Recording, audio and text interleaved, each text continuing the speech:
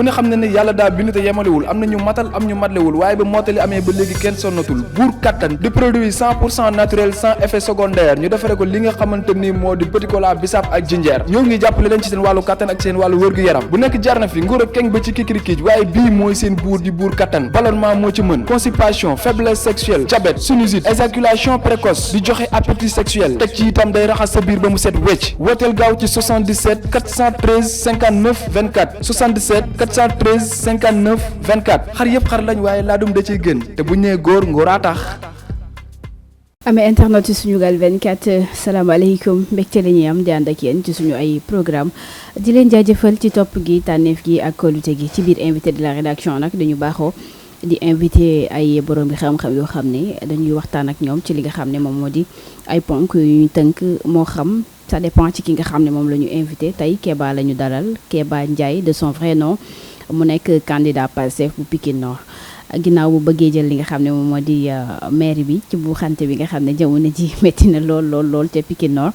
moom la ñu dalal tey fas yéene waxtaan ak moom ci ay ponk tolluwaayu réew mi politique surtout ci li nga xam ne ci lay yëngu mu di politique bi ak ndaka la fas yéene bu xante ak li xew ca Pikine Nord yëpp Kéba maa ngi lay nuyu di la ziar.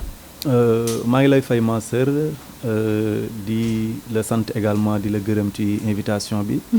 nga may ma également occasion pour ma mën a nuyu ñëpp ñu ñuy seetaan à travers seeni plateforme. merci beaucoup mbégte lay doon ñu dalal la tey fii ci biir invité de la rédaction comme ni mu ko junjee sànq ci samay wax war a waxtaane ay ponk yu nga xam ne mën nañoo jàpp ne que dina gën a xam dina tax ñu gën a xam position wu ki nga xam ne moom moo di Kéba bu ñu nee Kéba mu nekk li nga xam ne moom moo di candidat bu Pastef Pikine Nord. donc dañu bëgg nga dellu si waatal ñu tuuti ci li nga xam ne moom moo di sa profil pour que nit ñi gën la mën a xam davantage boo war a mën a tax nga nekk candidat bu Pastef Pikine Nord. merci beaucoup ma sœur je pense que question la bu am solo ci képp koo xamante ni da ngay aspirer à diriger quelque chose dans ce pays là. Pastef Pikine Nord comme ni yeneen section communale yi juddoo rek noonu la juddoo. man yàlla dafa dogal ma nekk jàngalekat. maa ngi ci def actuellement 8 ans en service mu tolloon benn moment boo xamante ne ni dama am chance kenn présenté wu ma Ousmane Sonko man maa toog di ko suivre ba mu dal sama xel. alors ma jël en vacances ma ñibbisi à Pikine ma ni bon vacances yi daal dama koy consacrer exclusivement pour que Pastef mën a taxaw ci sama biir commune parce que moment boobu noonu dégguma fa woon Ousmane Sonko dégguma fa woon Pastef. ci biir engagement boobu la ma duggee ma dox ci. wax ci c'était en quelle année? C'était en 2018, août 2018. Voilà, donc ci laa continué d'ici liggéey ba bi ñuy taxawal suñu assemblée générale. Et à l'unanimité j'ai été choisi par consensus comme étant le coordonnateur. donc ci boobu ba léegi également ñu nekk ci liggéey bi di ci dóor waar bu baax a baax nanguwuñu teggi suñu tànk. ba yàlla def après les élections présidentielles. ñu am ci benn score boo xam ne sax score bu kawe suñu njortu la parce que presque ñu ngi tolloon ci 2990 voix. Ça montre que presque 3000 voix la coalition jot na bi Ousmane Sonko nekkoon le président. am na ko au niveau de Pikine Nord. donc bi ñu génnee ci loolu également bàyyiwuñu ñu continuer liggéey bi. ba yàlla def ñu nekk ci préparation élection locale yi donc dimanche passé la yàlla def ñu dem kon. Assemblée générale bi pour mën a désigner maintenant qui est le candidat à la candidature au niveau de la commune de Pikine Nord. donc si biir loolu c'est une occasion que vous me donnez mooy remercier wàlle également le docteur Ousmane Cissé. nekk un frère man ak moom yàlla dogal na ñu bokkoon ay ambition mu am yéenewu nekk le candidat comme man. mais après ñu bàyyi nag également la base ñoom ñu décider. donc ci biir loolu. la ma base bi choisir comme étant le candidat à la candidature pour la commune de Pikine Nord. Pourquoi tu as été choisi comme candidat de Pastef à Pikine Nord? Bon, je pense que comme li may wax souvent gars yi ñun ay ndaw lañu rek. Nous ne sommes pas des politiciens de profession. xëy na lépp lu ñu ci am suñu engagement suñu détermination suñu bravoure moo ñu ko mën a may. mais surtout l'affection que nous portons à l'égard des populations loolu tey nekk na benn affaire boo xamante ne ni joué na bu baax a baax ci suñu faveur. alors loolu nag xëy na loolu la population bi gis ci ñun ba mën a porter seen choix sur notre modeste personne. Pourquoi yow nga choisir Ousmane Sonko sànq yaa ngi wax que ne da nga toog kenn présenté wu la ko da nga toog gis ko ba mu doy la yow en personne yow yaa jël sa initiative bopp pour taxawal li nga xam ne moom moo di Pastef Pikine Nord. Pourquoi nga bàyyi fi homme politique yëpp nga choisir Ousmane Sonko.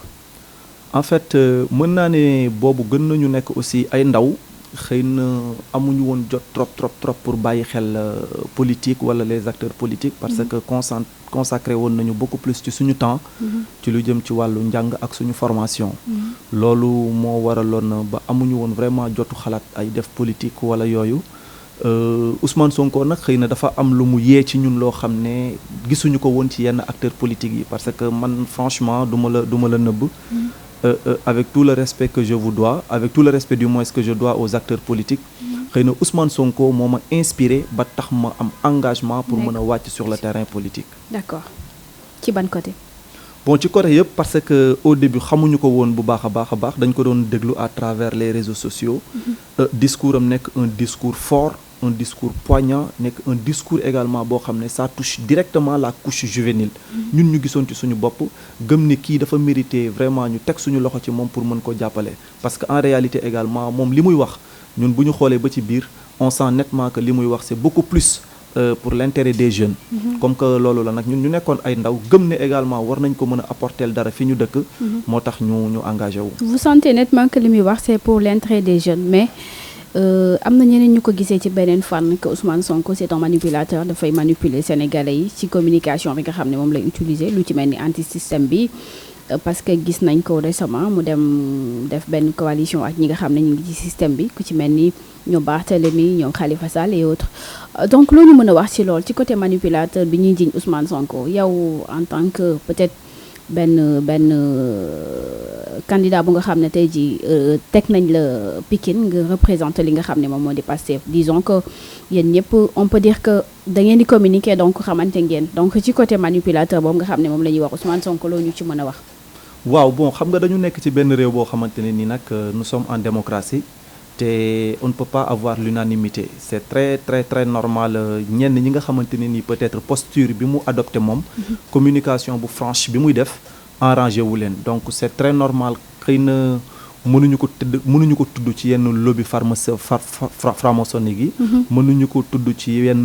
lobby homosexuels yi mënuñu ko tudd ci yenn lobby yi nga xamante ne ni ñooy sàcc wala di luubal alalu Sénégal donc c'est très normal que ñoom itam ñu seet loo xamante ne ni moom la ñuy seet pour taxal deram waaye li ëpp solo rek mooy nit ki mën nañu laa waxal yenn yi mais l'essentiel les populations ñoom dofuñu te ñu ngi suivre am nañu benn capacité de discernement ci li nga xam ne moom la ñuy waxal nit ki muy dëgg ak li nga xamante ne ni du dëgg. D'accord. La preuve en est que Ousmane Sonko xëy na bi ñu ko dalee waxal yàgg na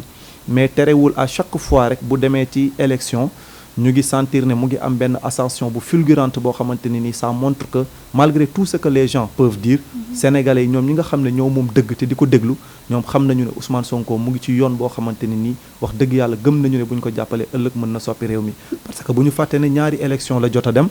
en 2017 mu ngi dem ci élection législative yi avec benn mouvement wala coalition bu tuddoon Ndawi Askan Wi mu génn ci avec à peu près 33 000 voix li ko may mu génnoon plus fort reste et devenir un député à l'espace de 2 ans ñu gis Ousmane Sonko mën a nekk ci benn ascension boo xamante ne nii franchir na le cap du parrainage parce que ndëgg sërëx la bu ñu ko tegalaloon pour bañ mu mën a présenter wu aux élections présidentielles yaakaar naa ni mu jàll ko avec brio bokk ci 5 personnalités yi nga xamante ne nii Sénégalais yi tànn nañu leen pour que ñu mën a jongante ngir njiitu réew mi alors bi loolu jàllee également ñu gis ne nit kooku noonu jóge ci 33 000 voix aujourd'hui yegg si ci presque 800 000 voix donc je pense que loolu c'est un très grand bond en avant et qui prouve encore une fois que malgré toutes les calomnies yi nga xamante ne nii ñu ngi koy wax ci boppam yaakaar naa ni sénégalais yi tey la ñu gën a bàyyi xel Ousmane Sonko te tey lañ ko gën a bëgg. D'accord ci point boobu xam naa ci kanam tuuti dinañ ci gën a xuus en détail pour que ñu mën a xam actuellement position Ousmane Sonko donc dañuy ñëw ci li nga xam ne moom moo di sa candidature ci mairie bu Pikine Nord ñu gis ne que ay kàngam yoo fa war a jonganteel te duñu ay nit yu ndaw ku ci mel ni Amadou Diarra mu ngi foofu ak yeneen candidat yi nga xam ne ñoom postulé nañ pour jël li nga xam ne moom moo di maire bi pour les locales 2022 ñu gis ne que Amadou Diarra récemment dem na fekk ji le président Macky Sall pour gën a am doole est-ce que dina yomb pour yow que nga ñëw defante ak ki nga xam ne moom moo di Amadou Diarra vu que moom mi ngi ci wetu président Macky Sall te ku ne xam na ne parti au pouvoir dafa am doole. waaw effectivement je pense que là c'est une occasion que vous me donnez ma waxtaan un peu avec les populations yi nga xamante ne nii ñoom xëy na sax boo leen jege woon dinañ la wax lu gën a bari li nga xam ne mën naa la ko wax ci kaawu Amadou Diarra. mu nekk koo xamante ne nii avec tout le respect qu'on lui doit ba muy politique ñun mën naa ne ay ndaw lañu mën naa ne sax est-ce que nekkuñu école primaire. donc cette personne-là am la chance de 96 à maintenant mu am ci 2 mandats. mais malheureusement mënuñoo gis lenn loo xamante ne nii mën ci teg suñu bët wala ñu laal ko suñu loxo ne lii Amadou Diarra moo ko réalisé ci biir commune bi. donc loolu nag dafa tax. ci ñaari mandat yi mu am yëpp. ci ñaari mandat yi mu am yëpp je rappelle que entre les 2 mandats. am nañu ku fa nekkoon muy le doyen Momar Fall ma koy nuyu de passage. yaakaar naa ni bi loolu amee ba léegi Amadou Diarra moo dellu si waat tey ci mairie bi alors. li nga xamante ne nii nag souvent dañu koy dégg ci kàddoom mooy moom dafa nekk maire boo xamante ne nii dafa nekkoon ci opposition bi. pendant des années alors lépp li nga xamante ne nii bëggam la woon en terme de projet. mënu ko woon réaliser parce que Macky Sall ak ay mbokkam dañ ko doon bloqué. d'accord loolu nag nekkoon loo xamante ne nii moom léegi toog na ba nee na gis na ni daal projet yooyu noonu daf ko war a réaliser moo tax mu ne dafay dem wuyu ji. président Macky Sall. mais li ci gën a reetaanlu. mooy Amadou Diarra ñu ngi ko fal en 2014 yow nga toog ba en 2021 et plus particulièrement à 4, 5, 6 mois des élections nga ne da ngay dem wuy ji Macky Sall pour mu mën la dimbali ngay réaliser say projet yaakaar naa ni loolu même xale bu ndaw tey bu dëkk biir Pikine Nord boo ko waxee dina xam ne lii waxu ko daanu ci sareet la en réalité li nga xamante ne nii moo fi nekk mooy aujourd'hui am na ay maires yu nekk tey au Sénégal nekk ay maires yoo xam ne ñu ngi ci opposition bi nañu jël exemple Barthélémy Diaz. lan moo tax nga xalaat ne que kon moom dafa dem rejoindre président Macky Sall. mais parce que tout simplement Amadou Diarra dafa amatul benn base amatul benn légitimité aux yeux des populations nord pikinoises loolu mooy dëgg xëy na nag tey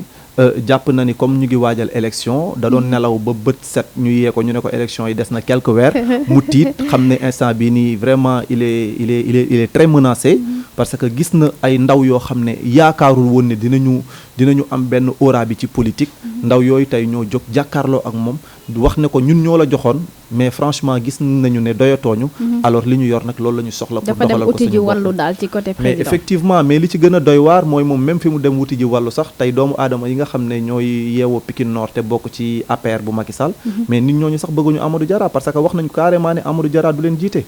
d'accord Amadou Diarra gis nañ ne que Abdoulaye Timbo bokk na ci ñi tax mu dem rejoindre président Macky Sall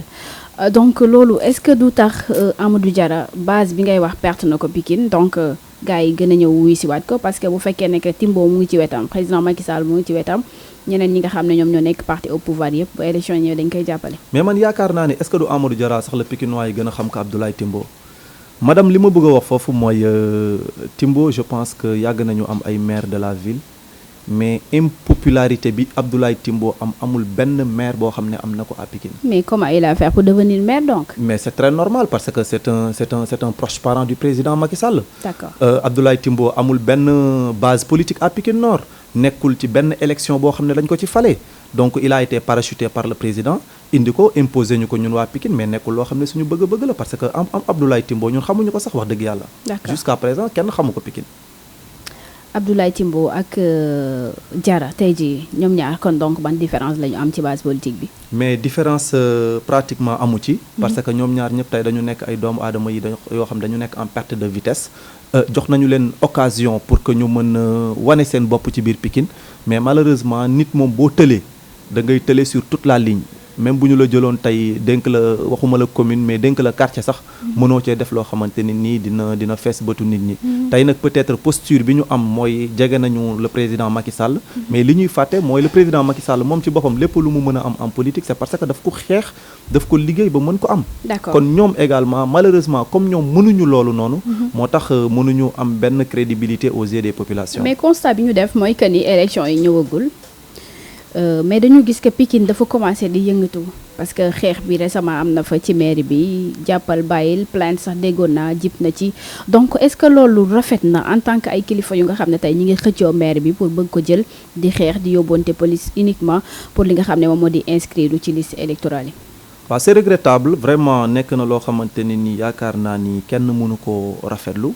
mais comme on dit souvent il n'y a pas d'effet sans cause lu am rek am na lu ko waral. te yaakaar naa ni dans les 557 collectivités territoriales bu fekkee ne ñun bokk nañ ci rares communes yi nga xam ne ñu ngi leen di dégg ci loolu. ça montre tout simplement que xëy na y a anguille sous roche. loolu nag bu ñu ko essayé gëstu un peu pour xool lan moo ko waral. dañuy gis ne daf ci am ay faits yoo xamante ne ni yu doy waar la yuy am. moment bi nga xamante ne ni moom la ñuy def inscription sur les listes électorales. comme faits yi comme lu ci mel nan. faits yi liñ ci mën a tudd mooy ki nga xamante ne nii mooy l'officier d'état civil di monsieur Sow. daf ci amoon ay certificat de résidence yoo xamante ni nii nit ñi dañu doon wax ne moom daf ko signé ba pare ay pré-signé la teg bàyyi ko di xaar tout simplement les gens yi nga xamante ne nii jàpp nañu ne ñoom ci Amadou Diarra la ñu bokk. bu ñu ñëwee ñu mën leen ko jox facilement. bu fekkee ne sentir nañu ne yow tu n'es pas en faveur avec le maire dañu lay xaarloo wala ñu naan la demal ba suba wala ñu naan la demal ba ginnaaw suba. pour mën la ko jox boobu benn fait la boo xamante ne nii.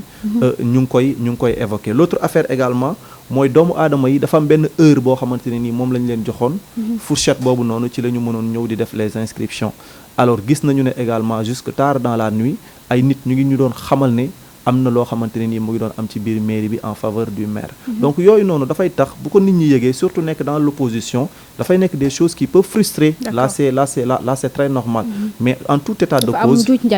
absolument loolu kenn mënu ko werante. c'est ça. d'accord léegi yow en tant que jeune ngay soog a lancé wu ci li nga xam ne moom moo di politique bi disons que yaa ngi soog a lancé wu parce que bi mooy sa première candidature pour nga bëgg a jël li nga xam ne moom moo di mairie bu Pikine Nord du yomb donc dañu bëgg a xam ban stratégie nga teg yow ba mën a convaincre population bu Pikine Nord ba mën a atteindre li nga xam ne moom moo di say objectif. bon d'abord dafa nekk benn liggéey boo xam ne tàmbali wuñu ko tey. xëy na le fait d'être candidat au niveau de Pikine Nord. benn continuité la rek ci li nga xamante ne nii moo yàgg a nekk suñuy objectif yàgg a nekk suñu bëgg-bëgg.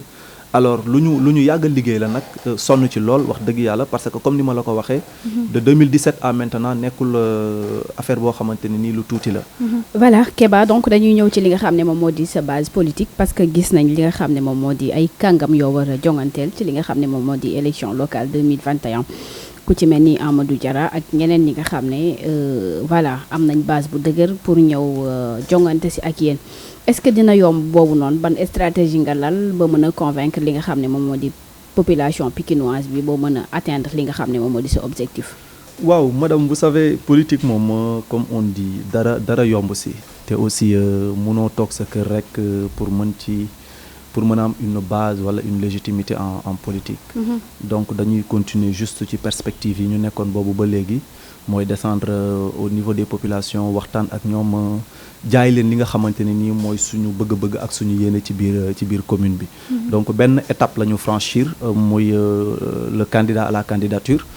reste également ñu war a dem nag au niveau de la coalition war ko séq ak suñuy nawle di nit ñoo xam ne ñun ak ñoom ñoo bokk biir commune bi xëy na tey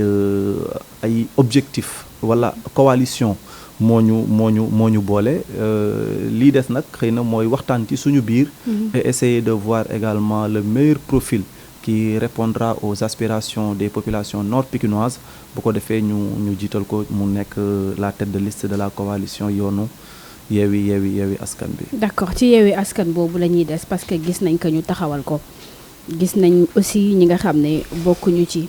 maanaam ñu duggoon génnaat wala ñi nga xam ne doon nañ leen tàllal loxo bëgguñu dugg donc wax ñu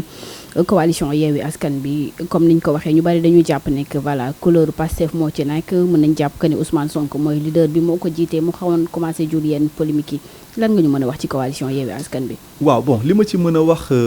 du weesu li ñu ci wax ñoom déjà ba pare parce que dans la vie moom il faut reconnaître que lépp loo gis rek am na peut-être des gens qui sont les précurseurs les pionniers. yàlla dogal na xëy na les discussions premières ñi ko entamé mooy Khalifa Sall ak le président Ousmane Sonko. ak Serigne Moustapha Sy. Mais également voilà parti pur mais également le PDS. Donc ci biir discussion yi également demoon nañu ba sori ci waxtaan wax dëgg yàlla. Après également dans le souci yaatal coalition bi moo waral d'autres partis politiques ñëw nañu intégré mais naturellement am na si ñoo xamante ne nii xëy na démarche bi du nekk démarche boo xam ne approprié na pour ñoom dañu leen koy nangul franchement parce que aussi comme li may wax souvent rek mënoo am unanimité bi mais ñun ñi nga xamante ne nii déggoo nañu ci kàddu xaatim loo xamante ne nii war nañu mën a boole dañu àndandoo ñu dem liggéey keneen koo xamante ne nii am na yeneen aspiration wala gis na beneen façon boo xamante ne nii war na mën a contribuer dans l'opposition ñun aussi dañuy def lu dul nangul ko sa position. ndaka nga jàngate tur bi ñu tuddee coalition bi Yewwi Askan bi ak aussi couleur yi ñu ci wax ak logo beeg yooyu noonu est-ce que c'est pas purement Pastef ci côté boobu maanaam. bon c'est pas purement Pastef xëy na li waral Yewwi Askan Wi jàpp nañu ne c'est un mot très fort parce que tey askan bi ñun dañu ñu noot dañu ñu tënk ci loo xamante ne nii. mbiru kumba am ndey la ak kumba amul ndey boo bokkee ci mbokku Macky Sall lépp loo def kenn du la laal kenn du la tudd boo bokkee tey ci opposition bi kenn du hésiter brutaliser la kenn du hésiter dal sa kaw ci boo xamante ne ni am na loo xamante ne ni moom nga def. Concernant également les couleurs je pense que souvent les gens sont en train de faire des amalgames tey parti bi bu fekkee ne de coalition bi du moins boo gisee vert bi effectivement ça répond peut-être aux couleurs de Pastef mais nekkul rouge alors que Pastef rouge la bee boo xoolee dafa xaw a mel ni lu sàcc rose ñu koy am na beneen tour bu ñu koy jox xam naa incha allah dina ñëw sama xel mais boo xoolee logo bi du rouge mais couleur boobu nag xëy na ñi nga xamante ne nii ñooy liggéey ci wàllu infographie et tout xëy na ñoom mën nañ ñu jox sax d'autres explications yoo xam ne mooy gën a adéquate pour que ñu mën a xam ne c'est pas totalement les couleurs de Pastef ni de Khalifa Sall ni de PUR mais nous avons essayé de façon très concertée et de façon très large ubbi affaire bi ba képp koo xamante ne nii ñëw na nga mën ci gis sa bopp. ñu delluwaat tuuti ci ginnaaw question bi nga xam ne posé woon naa la ko sànq mu di que ñu bari dañuy wax que Sonko est un manipulateur dafay manipuler sénégalais yi bu ñu ñëwee gis Sonko ci li nga xam ne moom moo di coalition Yewwi Askan Wi muy coaliser ak ñi nga xam ne ñoom ñoo ci biir système bi te Ousmane Sonko ne dafa bëgg a génne sénégalais yi ci système bi loolu est-ce que teeyul xel. Vous savez xam nga le problème mooy lan il faut que les gens puissent faire la dichotomie entre système bi ak les acteurs du système. Je pense que Ousmane Sonko li muy wax tuddee ko système du comment dirais-je du nit. Voilà foofu laa bëggoon ñëw. Qu'est-ce qu'on entend par le mot système voilà du nit du jëmm mais doxalin la. D'accord. Et doxalin boobu noonu je pense que moom moo yàgg nekk suñuy principe yi nga xamante ne ni moom la ñuy xeex. tey dugg ci biir coalition du ñu tere changer ñun suñuy principe yi nga xamante ne ni moom la ñu am et les gens également aujourd'hui yi nga xam ne ñoo nekk ci biir coalition bi di suñuy nawle. jàpp nañu ne ñun ak ñoom ñoo bokk li nga xamante ne ni mooy ay principe de combat. loolu moo waral naturellement suñu ànd ak ñoom mënul jafe mais comme li ñuy wax rek àdduna buy dox. di nga ci gis yoo xamante ni nii bu fekkee ne jar na nga taper sur la table bu boobaa nag franchement on le fera parce que nekk tey ci coalition du tere tey Pastef mu mën a continuer ci ligne de mire bi nga xamante ne nii moom lañu ko yàgg xamee. mais est-ce que dina yomb comme ni ngeen ko foogee yéen que dina yomb mais dañuy wax à chaque fois que tamit da ngeen di liggéey ak ay nit yi nga xam ne voilà yàgg nañu ci système bi nee nga système du Ousmane Sonko du Khalifa Sall du Barthélémy du keneen système doxalin bi la mais bu ñu xoolee ci doxalin bi ñoom ni ñuy doxee par rapport ak système bi bu fekkee Ousmane Sonko dafa indi benn touche bu différent comme ci anti système bi est-ce que su boobaa féewaloo du am ci seen biir ba coalition bi ñu tas ko comme ni ñu fi tasee yeneen coalition yu bari. mais justement loolu moo waral ma ni la am na ci loo xamante ne nii bu fekkee ne jar nañu taper sur la table mais on va taper sur la table mais ce qui est sûr et certain mooy ñoom ñi nga xamante ne nii nangu nañu ànd ay nawle lañu bind benn charte boo xamante ne nii ñoom ñëpp dañ ko signé donc dañuy rafet njortu ne xëy na lépp loo xamante ne nii war na mën a nekk des problèmes de principe nekk na loo xam ne waxtaanee nañu ko de fond en comble. pour que bés bu ñu ci yegsee mu bañ a indi benn jafe-jafe ci seen biir. le fait que Bougane Gueye Dany njiitul gëm sa bopp buudee bi muy signé sous réserve la signé woon quelques jours après ñu gis ko mu déclaré démission am est-ce que gisul lu tey xelam comme li ñëpp di wax que voilà affaire yi dafa am loo xam ne moom moo ne ci biir moo ëmb coalition bi. Bon, man je ne pense pas dans la mesure où monsieur Bougane Gueye Dany dafa nekk un responsable politique. nekk également koo xamante ne ni xëy na bu ko neexoon mu toog ne moom yoonam nekku ci il a ses entreprises il est bien logé yoonam nekkul ci lépp loo xamante ne nii mooy inquiétude bu sénégalais yi. alors bu demee également ba ci biir coalition bi nekk fa ak ay nawlem. mu gis ne également xëy na am na benn doxalin boo xamante ne nii dëppoowul ak moom li nga xam ne mooy bëgg-bëggam. C'est très normal que moom itamit mu ñu jël son retrait lu ñu koy nangul la nag waaye jàpp nañu ne xëy na nekkul loo xamante ne nii dina impacter trop ci coalition bi parce que moom bi mu yegg si yàlla dogal na liggéey bi sori woon na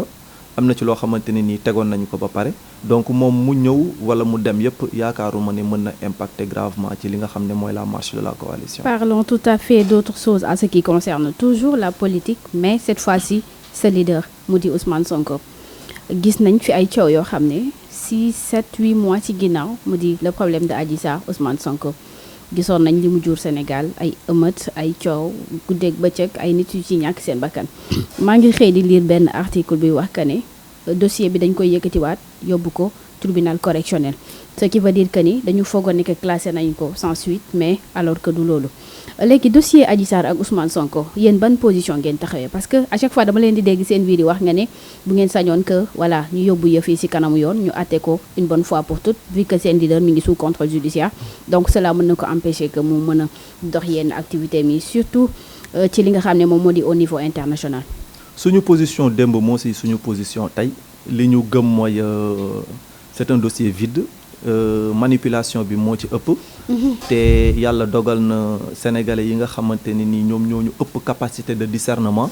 ñoom xamal nañ seen bopp ba tey képp ko dem ci moom di ko waxaat waxu mbiru Adji Sarr ak complot bi nga xamante ne nii lal na ko ci ndoddu Ousmane Sonko sénégalais du ñu sax amati cawarte pour déglu la ci débat boobu noonu ça montre tout simplement que xëy na ñoom ñu ngi toujours ci seen logique de diabolisation mais loolu yëpp amul solo ñun li ñu wóor te mu nekk li nga xamante ne nii moo leer mooy que mu nekk tey que mu nekk suba de toute façon bu fekkee ne nekk na loo xam ne mooy seen bëgg-bëgg ñun en tout cas ñun ñi bokk Pastef suñu bëgg-bëgg ak li ñuy xaar mooy que justice soit faite parce que au-delà de Adji Sarr je rappelle tout simplement que elle n'est qu'un pion ci biir dispositif bi nga xamante ne nii ñoo lal complot bi nii te am na d'autres personnalités yoo xamante ne nii tey bu procès amee mu feeñ yaakaar naa ni ñoom Sénégalais yëpp dinañ génn ci ñoom. Pourquoi vous évoquez toujours le mot complot vu que tamit gis nañ affaire yi nu mu demee mais yéen ñi nga xam ne yéen a bokk Pastef chaque jour da ngeen évoquer le mot complot qu'est-ce qui le prouve que voilà affaire yi complot la. les faits ni mu demee moo koy wane parce que dafa nekk doomu aadama boo xamante ne nii xëy na. ki nga xamante ne nii moom moo ko seet muy docteur Alfousseyni li mu wax ci bi mu ko seetee ba pare dafa leer te loolu noonu ñun ñëpp yaakaar naa jarul ñu ciy dellusiwaat ndax liir nañ ko ci procès verbal bi yeneen mbir yi nga xamante ne nii moo ci nekk di ay complot également mooy li nga xam ne génnee na ci soxna Khady Ndiaye bi nga xamante ne nii moo doon liggéey ak Adji Sarr yaakaar naa ni doomu aadama yooyu nga xam ne ñoo gënoon a jege Adji Sarr gën koo xam ci situation yi nga xamante ne nii ñu ngi tëgg mbir moomu ñoom ci seen bopp ñoo génn démentir tout ce que Adji Sarr a dit mais mieux encore am ci ay meneen mbir yoo xamante ne ni daf ci feeñ concernant message bi ñu tuddee message DSK mu nekkoon message boo xam ne xëy na ñoom la ci doon seen yéene mooy du ñu ne dañuy tëj Ousmane Sonko waaye dañu bëggoon ternir son image ba bu ëllëgee du jar dara ci bëtu askan bi mais xam nañu ne lépp li nga xamante ne ni ñoom ñu ngi koy nas dara nekku ci dëgg donc yooyu yëpp dafa nekk ay mbir yoo xamante ne nii dafay wane rek la légèreté du gouvernement sénégalais parce que bu ñu demee ba ñi nga xamante ne nii tey ñoo nekk ci sphère yi gën a kawe wàcce seen bopp bay dugg ci ay complot d'un opposant loolu ça montre tout simplement que le gouvernement sénégalais est en délicatesse actuellement te loolu yaakaar naa ni kenn ku nekk ci ñun nous sommes interpellés en tant que responsable ñu mën a jël suñu askan jël suñu réew jël également la justice delloowaat ko fi nga xamante ne nii foofu la war a taxawee. D'accord ñu wax ci beneen point mu di li nga xam ne moom moo di comme à chaque fois complot ngeen di wax ci Sonko wala acharnement gis nañ que récemment benn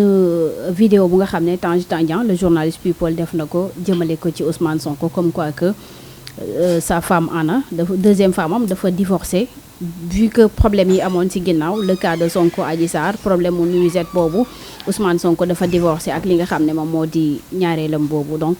bëggoon nañu nga indi ñu ci li nga xam ne moom moo di sa point de vue ak coow loolu bi mu jógee est-ce que demuñu nag ba au fond di dugg ci li nga xam ne moom moo di foyer bu Ousmane Sonko ndaka nga jàngatee lu ni mel. moo war a nekk li ñuy ñaawlu en premier parce que kenn ku nekk ci ñun xëy na sa vie intime boo sañoon kenn du ko exposer dans la place publique. waaye bu fekkoon ne tey jóge na ci yenn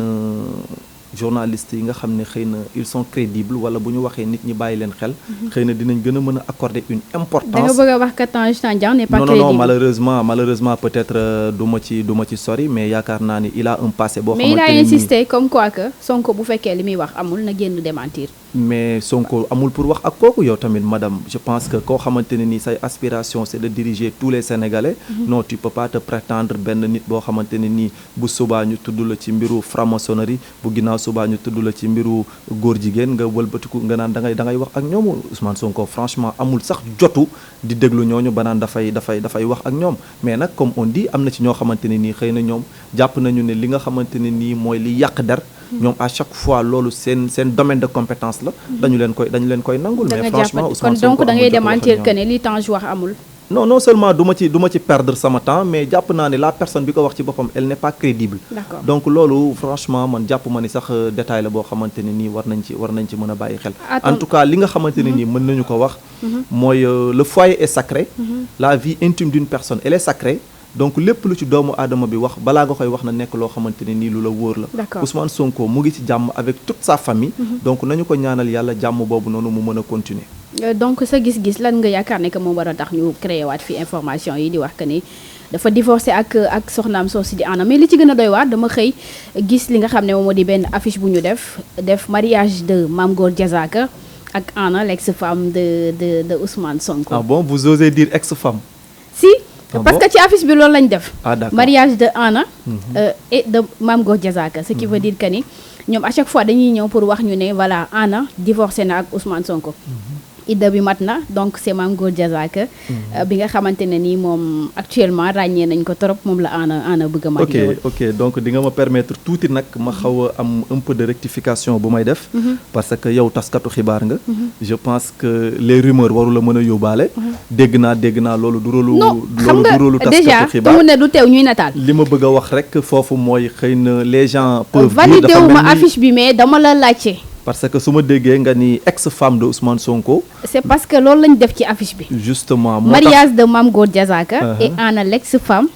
de Sonko. moo tax man li ñu def ci affiche bi laa lay wax. moo tax ma ni la xëy na kenn ku nekk di journaliste boo déggee lenn li. balaa nga koy war a mën a reprendre laaj na un peu d'investigation. man foofu laay waxee. et pourtant j'ai fait des investigations parce que bi ma gisee affiche bi. laaj naa koo xam ni ku sës ci Sonko la du ma wax turam. mais tey jii mën naa ni que lépp lu Sonko di dugg xam na ko. ok et il m'a confirmé que ni. la femme de Sonko. elle est chez elle. ba ne moom mu ngi nii di togg ceebu jën Penda Mbaye. alhamdulilah bi nga ko génnee ci sa gémmiñ. donc am na ci yoo xamante ne nii je pense que ce n'est pas la affiche yooyu bu ñu ko gisee voilà. mooy li may wax souvent rek vous savez Ousmane Sonko tey. mënul ko wax ci moom rek mu wëlbatiku ne dalay tontu. en tout cas li ma la waxoon sànq moom laa la mën a waxaat Ousmane Sonko est bien avec sa famille nañu ko ñaanal yàlla comme ni ñuy ñaanalee kilifa yépp ñu nekk ci jàmm ak seen famille. lay yéeneem nag di bëgg-bëggam ci Sénégal képp ku ko ciy waxtaan ak moom mu nekk sur des questions débat d'idées. je pense que loolu moom il serait vraiment prêt à répondre sur ces débats là. mais débat de bas niveau je pense que moom ci boppam sax bu ci naroon dugg ñun duñ ko ci bàyyi. ami internet yi Sunugal 24 yéen ñi nga xam ne yéen ñu dab ci biir émission bi ñu ngi invité de la rédaction dalal ki nga xam ne moom moo di Kéba Ndiaye nekk li nga xam ne moo di candidat Pastef bu Pikine Nord bëgg jël li nga xam ne moom moo di mairie bu Pikine Nord ñu jeexale ak benn point bu nga xam ne gis nañ ko actuellement Sénégal mu di benn sujet d'actualité boo xam ne mën naa ne que fi ne dafay gën a commencer di gën a bari mooy maanaam toog ak nit mu filmer la à ton insu yëgoo ci dara comme le cas de Kilifeu Simone Seydina Fall Bougazelli gis nañ récemment benn vidéo bu génn di circuler voilà mu di jamono ji nga xam ne ci la ñu ko doon tegee loxo en 2019 ci mbirum faux billet lan nga jàngatee loolu en tant que porteur de voix wala en tant que éducateur. waaw bon je pense que nekk na mbir boo xamante ne nii kenn mënu ko rafetlu parce que diffusion de données à caractère personnel loolu loi bi ci boppam daf koy tere donc ñi nga xamante ne nii xëy na ñoom ñooy jël engagement wu di ko def ñoom xam nañu li leen ci mën a fekk je pense que nekkul loo xamante ne ni lu ñu mën a rafetlu la waaye comme li may wax souvent rek lu am rek am na lu ko waral. D'accord. Je pense que tey su ma jëlee exemple bu mel ni Kilifeu wala Simon man mënuma ci sori parce que xamuma ci lu bari. Mais li ñu gis mooy seen benn xarit boo xamante ni nii ku leen jege la. Kilifeu wax ñun ñu dégg. Thierno Amadou Diallo mu nekk une connaissance boo xam ne ça date de 20 ans xam nga loolu dafa nekk ay situation yoo xamante ne nii. kooku boo ko jëlee ci yow jël ko ci man mën naa dal ku nekk parce que effectivement il faut que ñu nangu ne mënoo foog lu mel noonu sa xarit boo xam ne bi ngay nekk ndaw ba léegi yéen a ngi ànd alors que fi nga toog ak moom di waxtaan mu ngi lay filmer donc yooyu nit mënu ko xalaat donc ce sont des choses extrêmement graves yoo xamante ne nii wax dëgg yàlla kenn ku nekk ci ñun war na di ko mën a moytu le cas de Bougazelli nag c'est un peu particulier parce que moom li ci gën a doy waar mooy moom dafa doon taqal la gendarmerie d'accord di leen gëmloo ni gendarmerie moo ko doon laaj une somme de 50 millions pour que ñu mën a gérer l'affaire. C'est de la corruption. Alors que là c'est de la corruption. Bougazelli je parle même pas des gendarmes sax mais il a accusé l'institution. Parce que la gendarmerie c'est une institution. Aujourd'hui il a accusé toute l'institution te je pense que loolu jàpp naa ne xëy na bokk na ci li gën a tax vidéo boobu noonu mën a génn pour que également gendarme yi mën a setal seen der et rétablir la vérité. Parce que doomu aadama boo xam ne jàpp nañu ko en flagrant délit à l'espace de 8 mois je pense ou bien 7 mois ñu gis la nga génnaat ci mbedd mi di dox comme bon te semble de surcroît nga dem sax bay aspirer naan da ngay jël une mairie mais ça c'est gravissime madame te loolu yaakaar naa ne amul kenn ci ñun koo xamante ne nii lu mu war a rafetlu la. vidéo bi nag c'est vrai que ci manière bi mu génnee kenn mënu ko rafetlu mais quelque part nañu jàpp ne c'était une manière de rétablir la vérité moom mi nga xamante ne nii jàpp na ni dafa waroon a nekk victime gendarmerie. donc loolu ci la bokk. Merci beaucoup Keba lii la ñu amoon tey ay ponk yoo xam ne war nañ ko mën a waxtaanee vu que temps bi xoj nañu donc. Plaisir la woon ci ñun pour que ñu partager ak yow li nga xam ne moom moo di plateau bi nga nekk tey suñu ganu bés bi waxtaan bi am na solo lan nga ñuy tàggoo. mais d'abord di leen remercier ci occasion bi ngeen ma may pour ma mën a waxtaan ak sénégalais yi ñuy suivre à travers Sunugal 24. bu loolu jàllee également di sant di gërëm la population nord pikinoise bi nga xamante ne ni porté nañu seen choix sur ma modeste personne jiital ma ci élection yi. di terminer également par remercier toutes les autorités yi nga xamante ne ni bokk naa ak ñoom la coalition Yewwi Askan Wi. nga xam ne par anticipation ñu ngi commencé benn liggéey bu am solo. lépp rek liñ ci jublu mooy dimbali askan bi ba ñu mën a am benn situation de vie boo xam ne moo gën. di terminer également di jaale suñu benn frère du nom de Ismaïla Diallo. tey yàlla dogal mu ñàkk wayjuram bu góor ñu koy jaale di ko ñaanal yàlla également suñu borom yërëm ko te jéggal ko. te may ko xolu muñ maa ngi leen di sant bu baax a baax di leen gërëm. merci beaucoup Keba Ndiaye nekk li nga xam ne moom moo di candidat bu Pastef ci Pikine Nord. moom lañ dalaloon tey ci suñu biir rédaction mu nekkoon ganu bés bi dañu koy jaajëfal bu baax a baax di nuyu ami internet ci Sunugal 24 may dem ba Belgique nuyu sama papa Ibrahima wax dëgg yàlla mi ngi ñuy suivre tout le temps te gis nañ li nga xam ne moom moo di ay réaction di ko wax merci beaucoup di gërëm Dóor waar bi nekkoon ci technique bi di leen wax cant ngërëm ñeel na leen yéen ñu ñuy teewlu ci biir Sunugal 24 woy leen daan rek ñun ci suñuy programme bu leen fàtte abonné activer seen cloche de notification ngeen mën a am suñu vidéo à temps réel di leen jaajëfal te leen di ñaanal kenn daluk jàmm jox leen dig daje ba beneen yoon incha allah ci biir Sunugal 24. ku ne xam ne ne yàlla daa bind te yemalewul am na ñu matal am ñu matlewul waaye ba mottali amee ba léegi kenn sonnatul buur kattan di produit 100% naturel sans effet secondaire ñu defare ko li nga xamante ni moo di petit cola bisaab ak jinjeer ñoo ngi jàppale leen ci seen wàllu kattan ak seen wàllu wërgu yaram bu nekk jarna fi nguur ak keng ba ci kikirikiij waaye bii mooy seen buur di buur kattan ballonnement moo ci mën constipation faiblesse sexuelle diabète sinusite éjaculation précoce di joxe appétit sexuel teg ci itam day raxas sa biir ba mu set wecc wooteel gaaw ci 77 413 59 24 77 413 59 24 xar yëpp xar lañ waaye laadum da ciy gën te bu ñu nee góor ngóoraa tax